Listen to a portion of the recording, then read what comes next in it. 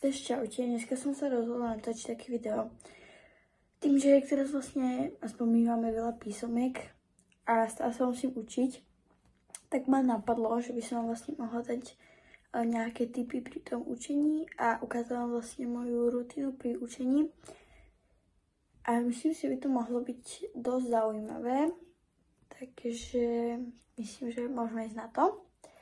Takže ako prvý tip by som vám chcela dať, že vlastne ostaňte vždy, keby to mám povedať, že zhydratovaní, alebo že nebudete dehydratovaní. Myslím, že stále pijte vodu, lebo keď pijete veľa vody, tak vám vlastne sa vám akože lepšie niečo zapamätá a proste lepšie sa vám učí. Poviem na 100%. Potom ešte taký mám druhý tip a to je vlastne zvýrazňovanie si vlastne tých najdôležitejších vecí. Ale to vlastne tým, že to farebné, to váš mozog zaregistruje a ľahšie sa vám to zapamätá. A potom taký môj tretí tip. Môj tretí tip by bol asi určite, keď máte problémy, že napríklad neviete sa dostať od mobilu, tak by som ten mobil vlastne vypla si ho, alebo by som si dala aspoň teda režim lietadlo, alebo režim nerušiť, neviem čo tam máte, ale čo máte na výber, to si vyberete. A dáte vlastne mobil do inej izby, aby vás vlastne nelákal, aby vám nechodili nejaké notifikácie, aby ste sa vlastne na to presne vedeli sústrediť.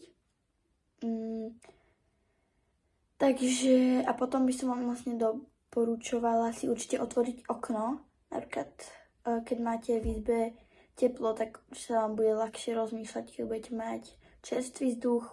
Keď nemáte napríklad čas ísť na prechádzku medzi tým učením, tak určite by som odporúčala otvoriť to okno, aby sa vám vlastne prevetral ten vzduch, aby sa vám vlastne lepšie rozmýšľalo. A potom taký veľmi pre mňa dôležitý tip je mať určite upratánú izbu. Keď máte upratánú izbu, proste nič vás neruší, máte to tak čisto a cítite sa vlastne komfortnejšie a to mne určite na 110% mi to pomáha. Pri tom učení sa vlastne viem na to sústrediť. A potom vlastne sa to rýchlejšie naučím. Potom asi ešte taký tiež dobrý tip, ale to už sa týka vlastne školy. Mohli by ste vlastne sa pokúsiť akože pochopiť tomu učivu aj na hodine a vlastne, aby akože sa vám, že niečo aj zapamätalo, keď sa doma vlastne budete doučovať. A hej, to bolo asi z mojich tipov zatiaľ všetko a môžeme prejsť na moju rutinu pri učení. Takže ešte som sa povedať, keď som sa vlastne pripravovala ešte na zajtra do školy, tak ma napadli ešte nejaké tipy, tak som sa rozhodla, že ich sa s vami o ne podelím.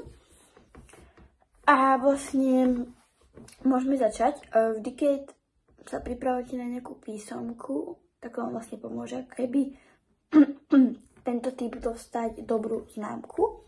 Aspoň mne to na 100% pomáha. Napríklad zoberte si takéto učivo, príklad. A vlastne vyznačíte si takú robinku z toho najviac nechápem a čo mi je ťažké. A potom vlastne, keď si to prečítam, poviem, niekto ma to vyskúša, tak potom si vlastne spravím také mini kartičky a vlastne z tých kartičok si napíšem tie otázky, na ktoré neviem, tak to si akoby pomiešam, vyťahnem jednu kartičku, prečítam si otázku a snažím sa na ňu odpovedať a potom si to vlastne skontrolujem v zošite, alebo učebnici, či som to vlastne dobre povedala. A takto, to je pre mňa taký super tip.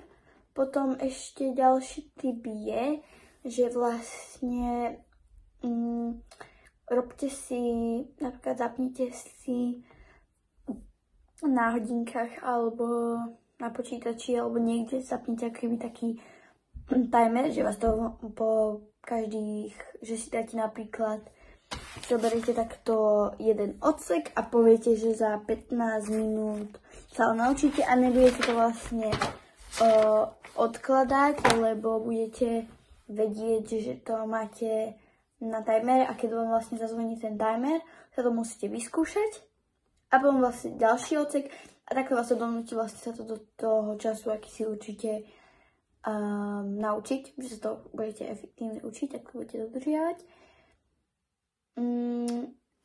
A ďalší taký tip ja robím pri tom učení.